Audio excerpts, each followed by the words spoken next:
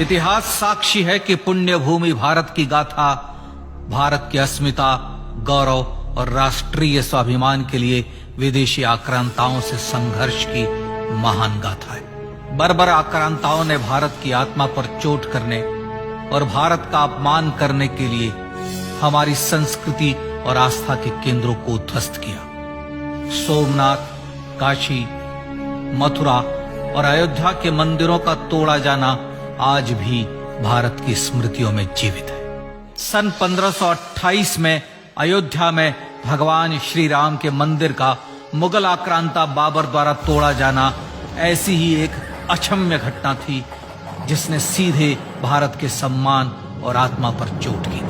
कारण साफ था, अयोध्या के श्री राम के मंदिर पर आक्रमण भारत की आत्मा पर आक्रमण था। जहां हर भारतीय के रोम रोम में राम बसते हैं, वह भारत यह अपमान कैसे सहता। राम मंदिर पर आक्रमण भारत को आहत कर गया था। विदेशी हमलावर अपनी बर्बरता दिखाते गए और भारत अपने आत्म गौरव को फिर से पाने के लिए संघर्ष करता रहा।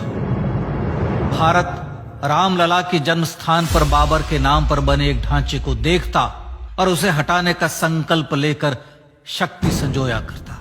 हिंदू समाज आत्मसम्मान के रण में डटा रहा और लगातार हमलावरों द्वारा बनाए गए बाबरी ढांचे को हटाने के लिए लड़ता रहा। सरयू कई बार रक्त से लाल हुई। कभी स्थानीय शासकों ने तो कभी साधु संतों और राम भक्तों ने राम जन्मभूमि की मुक्ति के लिए अपने प्राणों की आहुति दी।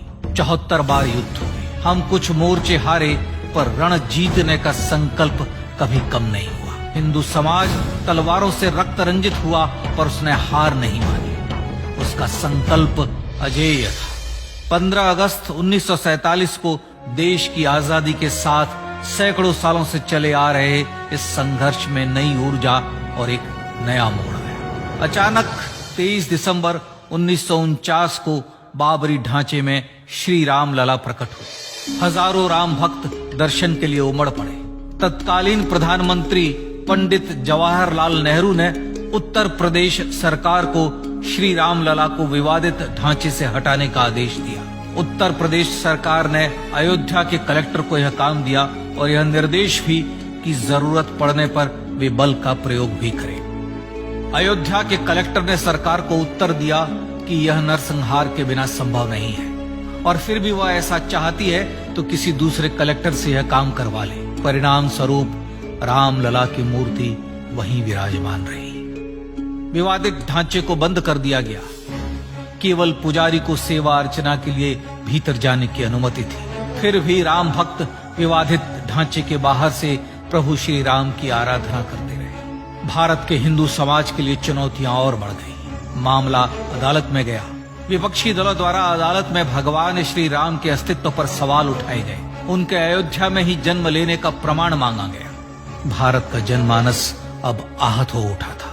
आजाद भारत में भी हिंदू समाज को अपनी आस्था और श्रद्धा के लिए संघर्ष करना पड़ रहा था। चुनौतियों के इस समय में सन 1984 में विज्ञान भवन दिल्ली में विश्व हिंदू परिषद ने धर्म संसद का आयोजन किया। इस संसद में देश भर के संतों ने राम जन्मभूमि की मुक्ति के लिए आह्वान किया और राम जन्मभूमि मुक्ति यज्ञ समिति का गठन किया।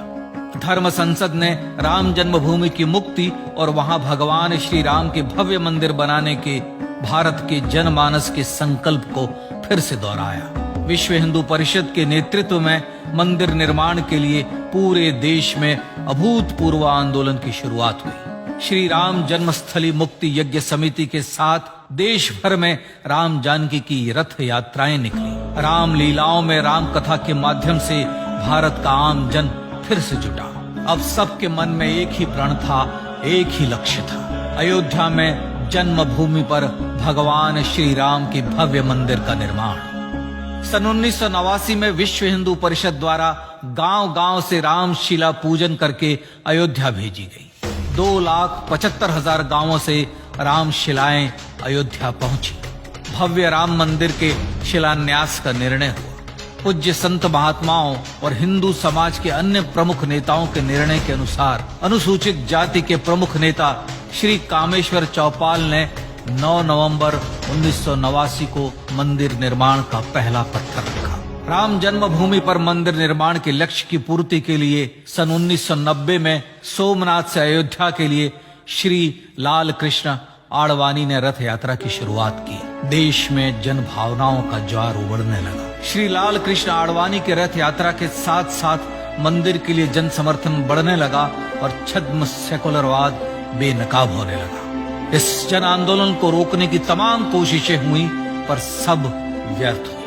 विश्व हिंदू परिषद ने देशवासियों से अयोध्या में जन्मभूमि पर मंदिर निर्माण के लिए 30 अक्टूबर और 1 नवंबर 1990 को कार सेवा का आह्वान किया। परिणाम स्वरूप लाखों राम भक्त कार सेवा के लिए देश के कोने कोने से अयोध्या आए। इससे देश की एकात्मता का विराट दर्शन हुआ। कार सेवकों को रोकने के लिए उत्तर प्रदेश के तत्कालीन मुख्यमंत्री श्री मुलायम सिंह यादव ने अयोध्या में परिंदे को भी पर न मारने देने की घोषणा की। स्थितियां गंभीर हो गई। अयोध्या से 200 किलोमीटर दूर रेलगाड़ियां रोक दी गई। अयोध्या युद्ध भूमि बना दी गई। मार्ग बंद, रेल बंद, चप्पे चप्पे पर पुलिस। अयोध्या सैनिक छावनी में बदल गई। राम नाम पर ऐसी पाबंदी कि अर्थी ले जा रहे लोगों तक को रोका गया क्योंकि वे राम नाम सत्य कह रहे थे। लेकिन सैकड़ों किलोमीटर की यात्रा कर कार सेवक अयोध्या पहुंचने लगे। राम के गीत गाते, होठों पर हंसी और पांव में छाले लिए राम काज के लिए राम भक्त देश विदेश से अयोध्या पहुंच ही गए। कार सेवकों पर गोलियां चली। अनेक कार सेवक शहीद हुए। आजाद भारत में जन्मभूमि पर राम मंदिर के लिए कार सेवकों ने फिर एक बार अपना बलिदान दिया, पर कार सेवकों ने विवादित ढांचे पर भगवा फहरा ही दिया और इस तरह कार सेवा सफल हुई। श्री राम जन्मभूमि आंदोलन ने भारत की सुप्त आत्मा को झकझोर कर जगा दिया था। विश्व हिंदू परिषद ने फिर एक बार 6 दिसंबर 1992 को कार सेवा का आह्वान किया। राम भक्तों को कार सेवा करने देने के लिए अदालत में प्रार्थना की गई, पर अदालत ने कोई निर्णय नहीं दिया। परिणाम स्वरूप बौद्ध, जैन, सिख, स्वामीनारायण संप्रदाय, गायत्री परिवार, हर पंथ मत विचार के हिंदू एकत्र हो गए। छूत अछूत का भेद मिटा, जाति की पहचान मिटी। हम सब हिंदू, हम सब सिंधु बन गए। राम सिंधु में ज्वार उठा और देखते ही देखते 6 दिसंबर 1992 को श्री राम जन्मभूमि से बाबरी ढांचा सदा के लिए हट गया।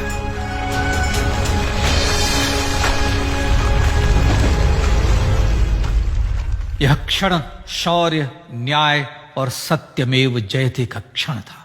यतो धर्मस्ततो जय का क्षण था। पर संघर्ष की गाथा यहां जाकर भी नहीं रुकी।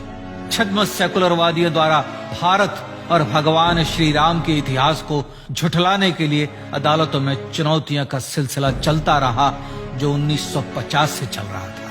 हिंदू सिखों के बीच से गुजरते हुए भगवान श्री राम का दर्शन करने के लिए विवश थे। यह स्थिति थी आजाद भारत में श्री राम और राम भक्तों की। पर सत्य को तो जीतना ही था। आखिरकार देश के सर्वोच्च न्यायालय के 5 जजों की खंडपीठ ने 9 नवंबर 2019 को ऐतिहासिक निर्णय दिया और यह कहा कि अयोध्या जन्मभूमि परिसर की पूरी 67 एकड़ भूमि रामलला की। और न्यायालय ने भारत सरकार को जन्मभूमि पर मंदिर बनाने के लिए एक ट्रस्ट बनाने का आदेश दिया।